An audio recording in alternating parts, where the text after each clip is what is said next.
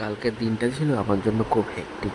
সেই সকাল 9:30 থেকে বাইক সার্ভিসিং করাতে গিয়ে বসে ঠিক বিকেল 3টে 3:30 নাগাদ সেন্টার থেকে বেরোলাম।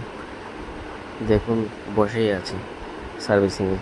তো বেরিয়ে বাড়ি এসে পৌঁছলাম তখন ঘড়ির কাঁটায় ঠিক 4:10।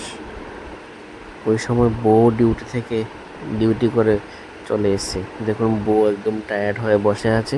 তো টায়ার্ড হয়ে লাভ নেই, আমি যেহেতু বাইরে থেকে এলাম তো আমাকে তো খাবার দিতেই হবে। তো দেখুন, এখানে দুপুরে লাঞ্চ চলে এসে লাঞ্চে ছিল ডিম, সাথে ছিল ইঁচড়, কাঁঠালের ইঁচড়, সঙ্গে ছিল চিকেন। তো এইসব কিছু নিয়ে খাওয়া দাওয়াটা সেরে নিয়েছিলাম।